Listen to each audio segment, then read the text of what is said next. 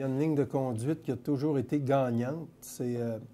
On parle actuellement d'un réseau où c'est totalement top-down. Hein? Les consignes descendent du ministre, du ministère, les PDG, puis là, je parle systémiquement, je ne juge pas les individus, mais ils appliquent les ordonnances ou les directives, puis ça descend comme ça de haut en bas, all the way. La prise en compte de ce que les gens qui partagent, vivent au quotidien, là, ceux qui sont en contact direct avec le client, le patient, la prise en compte de ça, l'éclairage de ces gens-là dans la stratégie de gestion, là, ça a toujours été quelque chose qui a fait en sorte qu'on est allé vers des meilleures pratiques. C'est fondamental qu'on nomme les problèmes. Je pense que par ailleurs, il y a vraiment des difficultés que les gens vivent autour de ça. C'est la peur, en quelque sorte. C'est la peur de ne pas être reçu par les gestionnaire. C'est la peur que les gestionnaires vont passer un jugement négatif à leur égard. Et je pense que c'est beaucoup dans les façons de faire et dans les façons de s'adresser à l'organisation au sein. On a, tantôt je disais, il y a des organisations où on sent qu'ils sont dans le vent, en quelque sorte, et ça va malgré toutes les contraintes que tout le monde a en soi.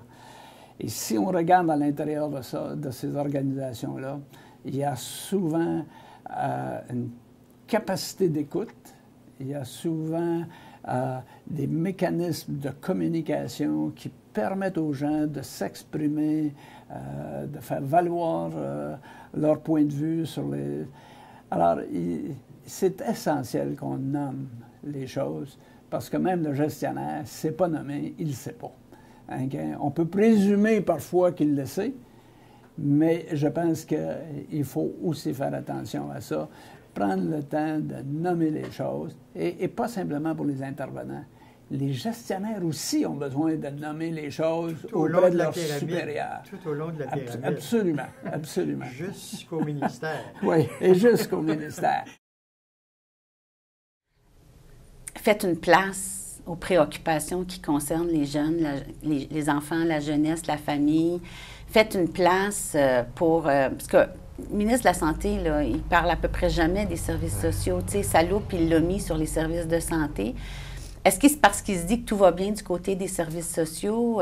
Je ne sais pas, mais ce qui fait que le fait de ne pas en parler, le fait de ne pas questionner, le fait de ne pas mobiliser l'ensemble des acteurs sur des besoins, en fait, puis des pistes de développement, bien, ça fait que les services sociaux, au moment où on se parle, font pas trop mal, mais sont appelés éventuellement à se détériorer si on les investit pas, si on n'en fait pas une priorité, si on n'en parle pas puis qu'on ne suit pas leur évolution. On a créé en 2017 une grosse structure. Je pense qu'elle n'était pas souhaitée par les services sociaux. Elle est là. Où la patinoire, elle est là maintenant. Où on dit cette patinoire-là, pas d'allure, puis on se retire dans nos terres.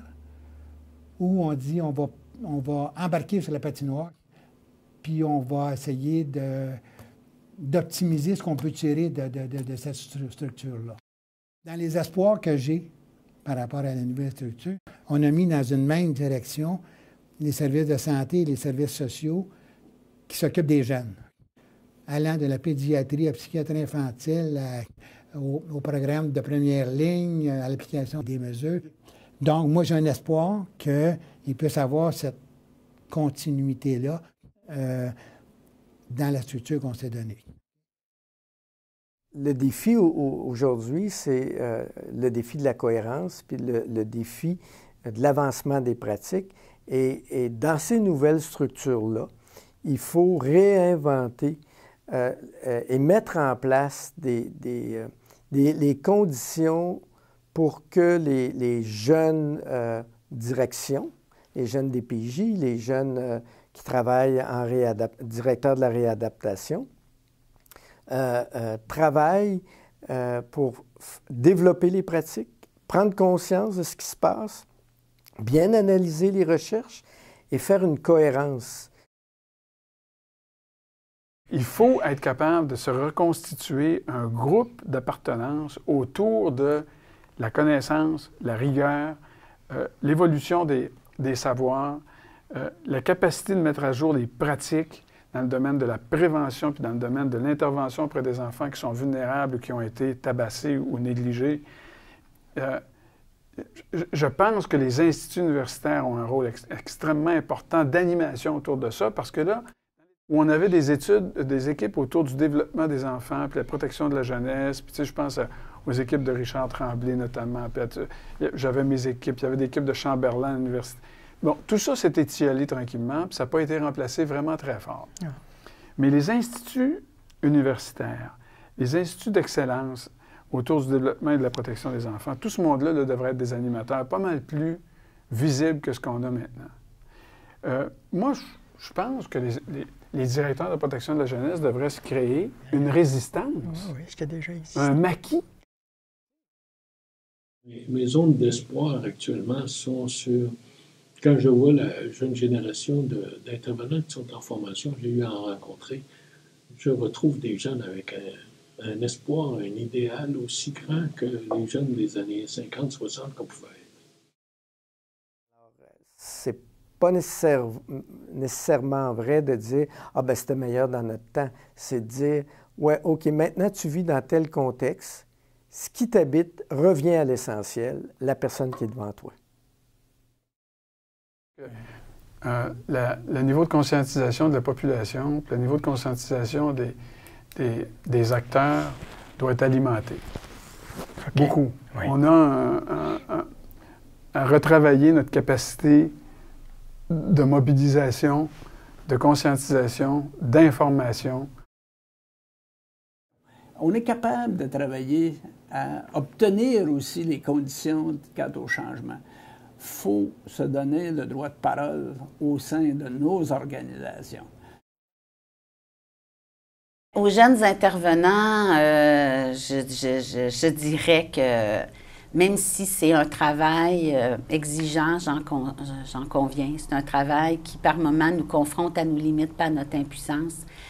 Je les amènerais quand même à regarder comment, je pense individuellement, chaque intervenant contribue à faire la différence dans la vie d'un enfant. Puis ça, moi, j'ai toujours trouvé que c'est une opportunité rare dans son travail au quotidien de penser qu'on améliore un peu, il faut rester humble, là, mais quand même un peu le sort du monde. Puis ça, je pense que dans les moments de découragement, il faut se rattacher à ça parce que c'est fondamental, je pense. Aux gestionnaires, bien, je dirais que chaque époque a eu son lot de défis. En ce moment, il y a un lot de défis, mais chaque époque a eu son lot de défis. Mais je pense que, tu sais, il y a beaucoup de talent, puis il y a beaucoup de potentiel dans nos environnements, beaucoup de potentiel humain dans nos environnements.